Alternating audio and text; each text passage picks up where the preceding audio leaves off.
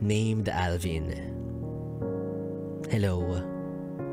It's weird na kinailangan ko pang ipadaan dito yung mga gusto kong sabihin sa'yo.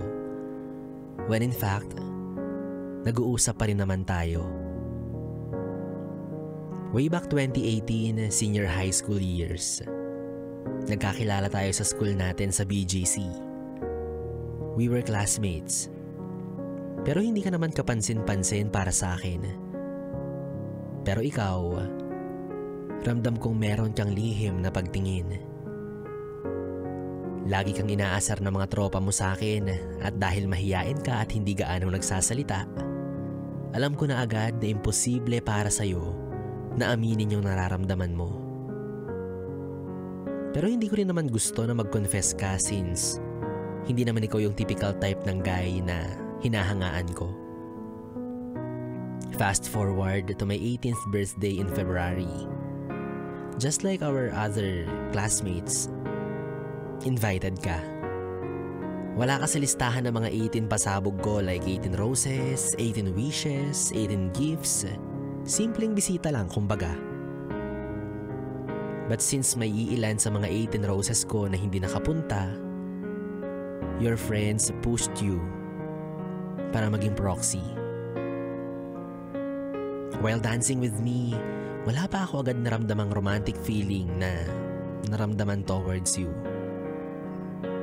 Pero after ng celebration, habang nagiinuman, ay patuloy ka pa rin tinutokso ng mga kaibigan mo sa akin. Hindi ko alam pero parang nakyutan ako sa'yo that time. Kasi wala kang imik. Pangiti-ngiti ka lang.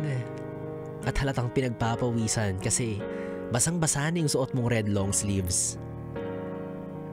At mula noon, sabi ko sa sarili ko, what if bigyan kita ng chance? Kasi ramdam ko naman na mabuti kang tao. Hanggang sa hinayaan na kitang ligawan ako. Then a few months after, naging tayo na rin nung year 2018, month of October. Okay ka naman karelasyon. Hindi masyadong public, hindi rin naman masyadong private. Kumbaga, smooth and calm lang. Legal tayo sa pamilya ko at syempre, ganun din sa side mo. There was this time na sinama pa ako ng parents mo sa trip nyo sa Cebu just to make me feel na talagang part na ako ng pamilya ninyo.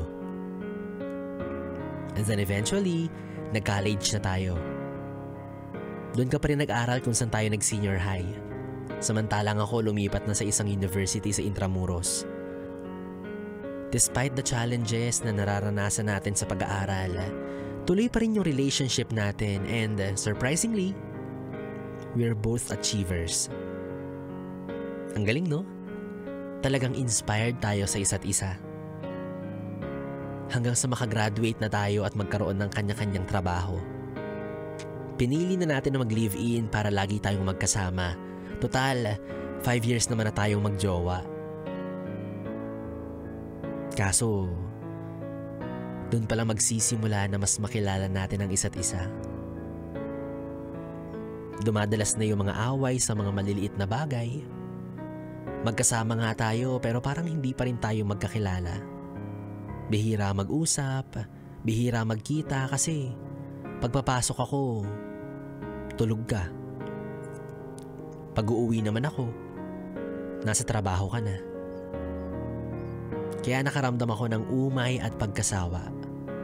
Unti-unti nakilala ko sa trabaho si Matt. Si Matt na alam niya yung tungkol sa atin, kaya lagi niya akong kino-comfort. At sa hindi inaasahang pagkakataon, nahuhulog na pala ako sa kanya. Pero don't get me wrong, hindi dahil kay Matt kung bakit kita inalok ng hiwalayan. Sadyang napagod na lang ako sa kung anong meron tayo. Kaya nakipaghiwalay na ako. Alam kong may konting paglabag sa loob mo pero nang maipaliwanag ko lahat sa'yo, payapa mo rin naman akong pinayagan sa alok kong hiwalayan. Lumipas yung ilang araw at linggo, tuluyan na rin kami nagkatuluyan ni Matt. Aware siya na halos pinagsabay ko kayong dalawa pero okay lang daw sa kanya. Ang problema ko naman sa kanya, masyado siyang possessive. Gusto niya sa kanya lang yung lagi attention ko.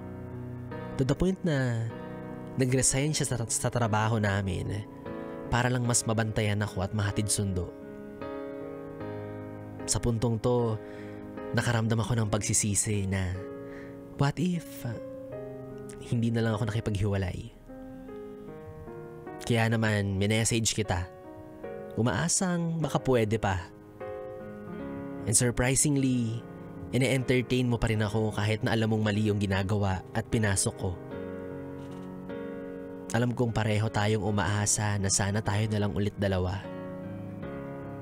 Kaso di natin totally magawa kasi may Matt na sa eksena. Sa ngayon, nalilito pa rin ako at nahihirapan kung sino nga ba talaga yung dapat kong piliin sa inyo. Kasi hanggang ngayon, nasa piling pa rin ako ng tao na para bang pilit ko lang ginugusto.